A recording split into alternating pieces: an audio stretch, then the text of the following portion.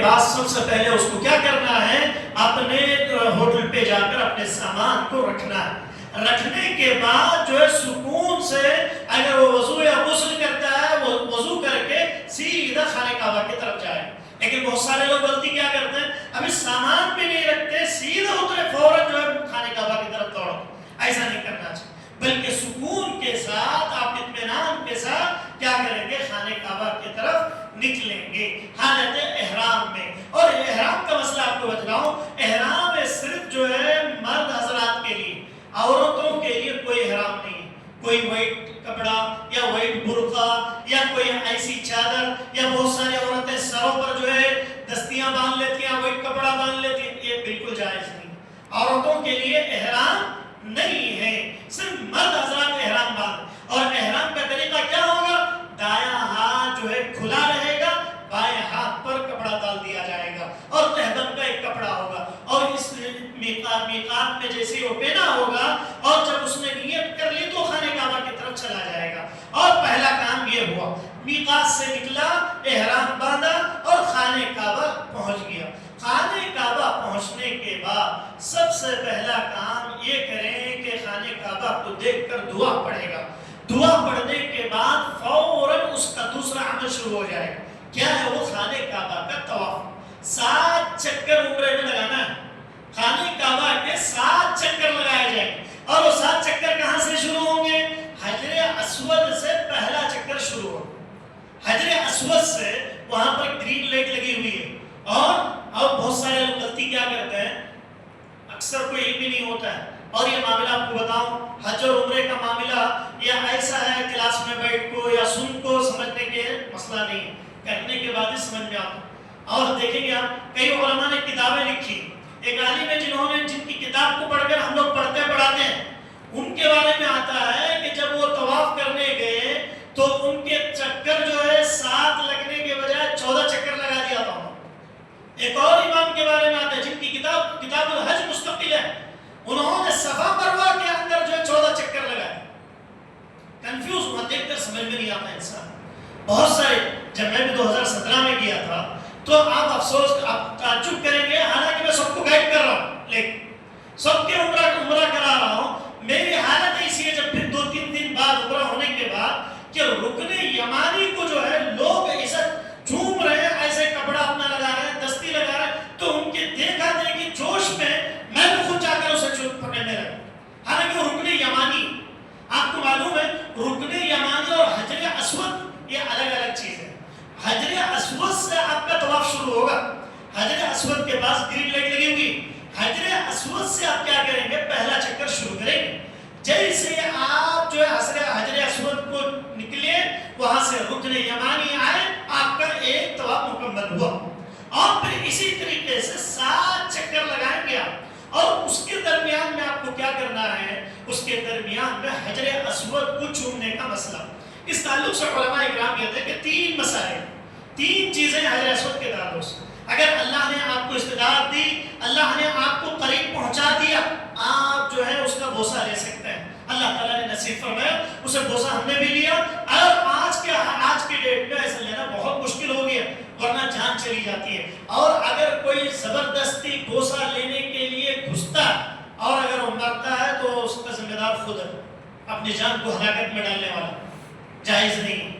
اور پہلی چیز، یا تو اس کو بوسہ لے سکتا ہے، نہیں لے پا رہا ہے، دور سے ہی اپنی چھڑی سے یا اپنی دستی سے یا کسی چیز سے حجر اسود کو اشارہ کرے گا، اللہ تعالیٰ اس کا ثواب دے گا۔ اور تیسری چیز علماء نے کہی کہ دور سے صرف اشارہ کرے، دور سے صرف حجر اسود کو اشارہ کرے گا۔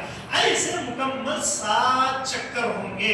ان 7 چکروں میں ربنا آتنا فی الدنیا حسنہ وفی الآخرۃ حسنہ وقنا عذاب النار، یہ دعا اور جو بھی دعا آپ کو آتی ہو وہ دعا بار بار انسان پڑھتا رہے گا، تو یہ 2 عمل ہو گئے آپ۔ جیسے آپ نے 7واں چکر خانہ کعبہ کے حجر اسود کے پاس مکمل کر لیا، پھر وہاں سے آپ کہاں جائیں گے؟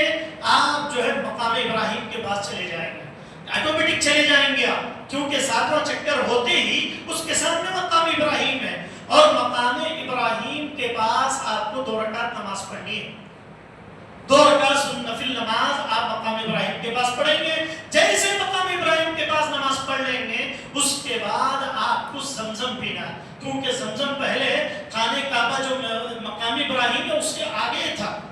جیسے لوگ طواف کر کے آتے فوراً وہیں پہ پانی پیتے تھے. بعد میں کیا ہوا، سعودی حکومت نے کیا کر دیا، اس کو نکال کر تھوڑا دور کر دیا، اور وہاں پر جو ہے آپ کو آب زمزم پینا ہے. اور زمزم کے بارے میں آپ کو معلوم ہے اللہ نے اس میں اتنی برکتیں رکھی ہیں. زمزم کے اندر اللہ کے نبی صلی اللہ علیہ وسلم نے فرمایا کہ جس نیت سے زمزم پیا جائے وہ نیت اس کی پوری ہو جاتی. ایسے کئی واقعات آپ کو سننے کو ملیں گے. امام سفیان کے بارے میں آتا ہے، بہت بڑے تابعی ہیں، کہتے ہیں کہ انہوں نے نیت کی زمزم پیتے ہوئے خانہ کعبہ کے پاس کہ اے اللہ تو میں زمزم پی رہا ہوں، اے اللہ تو مجھے حوض کوثر پہ پانی پلا. اللہ اکبر، اتنی بڑی دعا انہوں نے کی. اور آپ حافظ ابن حجر رحمہ اللہ کا واقعہ سنیں گے تعجب کریں گے. ابن حجر رحمہ اللہ بہت بڑے عالم دین ہیں. وہ کہتے ہیں کہ انہوں نے زمزم کی اس حدیث کو سنا کہ ماء زمزم لما شرب لہ، ماء زمزم جس کے لیے پیا جائے وہ اس کے لیے پورا ہو جاتا ہے. اللہ نے اس کے اندر طاقت بھی رکھی ہے، اللہ نے اس کے اندر بھوک مٹانے کی طاقت رکھی ہے. بہت سارے کھجور اور زمزم پی کر 8 دن تک زندہ رہ سکتے ہیں انسان.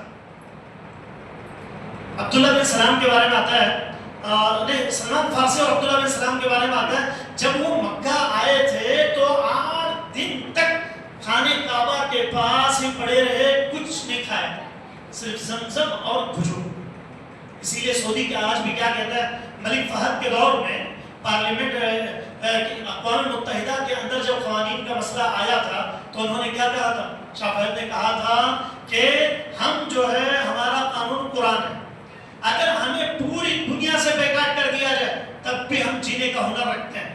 لوگوں نے سوال کیا کیسے جی لیں گے آپ، تو انہوں نے کہا کہ ہمارے پاس اللہ نے 2 چیزیں رکھی ہیں، ایک زمزم رکھا ہے اور دوسرا کھجور رکھی ہے. اتنی کھجوریں آتی ہیں کہ اللہ نے اتنی طاقت، اللہ کے نبی نے کہا جس گھر میں کھجور ہے اس گھر میں بے روزگاری نہیں آتی. ہمارے گھروں میں نوڈلز رہتے ہیں، پیزے رہتے ہیں، فلاں رہتے ہیں، ایسے روزے بھی چلے جاتے، ایسے پیسے بھی بچے کو چلے جاتے. ہمیں کھجور کھانا ہماری عادت میں نہیں ہے. لیکن اکثر بڑے دیندار لوگوں کے دیکھو گے آپ مہمان نوازی میں سب سے پہلے کھجور پیش کرتے ہیں، زمزم پیش کرتے ہیں. اور اللہ کے نبی نے فرمایا کہ آپ کھجوریں کھاؤ گے تو جادو کا اثر بھی نہیں ہوگا. اللہ نے اس کے اندر سے برکتیں رکھی. ابن حجر کہتے ہیں کہ میں نے زمزم پیتے ہوئے دعا کی کہ اے اللہ تو مجھے امام صاحبی والا حافظہ عطا فرما. امام صاحبی ابن حجر سے بڑے عالم تھے اس دور کے، وہ ان کے استاد ہیں. کہا کہ اللہ میرے استاد کا حافظہ اتنا مضبوط ہے، ایک بار کوئی چیز پڑھتے ہیں تو یاد ہو جاتا ہے. اے اللہ تو میرا حافظہ میرے استاد کی طرح امام صاحبی کی طرح بنا دے. ابن حجر نے دعا کی، پھر اللہ نے وہ دعا قبول کی. اتنا غضب کا حافظہ ہوا کہ ابن حجر بڑے ہونے کے بعد کہتے ہیں کہ ابن حجر اپنے استاد کی غلطیاں نکالنا شروع کر دیا کہ انہوں نے فلاں حدیث میں یہ غلطی ہوئی، فلاں راوی اس طرح کے روات میں غلطی ہوئی، سند کے اندر فلاں راوی آیا ہوا، فلاں راوی کا مسئلہ ایسا ہے، یہ فلاں ہوا فلاں ہوا. امام صاحبی کی غلطی ابن حجر نکال رہا ہے. پھر ابن حجر کیا کہتے تھے، ابن حجر رحمہ اللہ کہتے تھے کاش میں ان سے اچھا حافظہ مانگا ہوتا. کیا کہتے ہیں، کاش مجھے اس وقت یہ دعا کرنی تھی، اللہ کہ امام صاحبی سے اچھا حافظہ مجھے عطا فرما. کاش یہ دعا کرتا تو میری دعا قبول ہو جاتی. اور ابن حجر کون ہے، یہ فتح الباری کی جو صحیح البخاری کی شرح فتح الباری ہے اس کے مصنف ابن حجر رحمہ اللہ. اللہ اکبر، اتنے بڑے عالم دین اللہ نے ان کو بنایا اور اتنا حافظہ مضبوط کیا کہ لوگوں نے کہا کہ بھئی پوری امت پر صحیح بخاری کا قرض ہے، امت پر امام بخاری نے جو کتاب لکھی اس کا قرض ہے امت پر.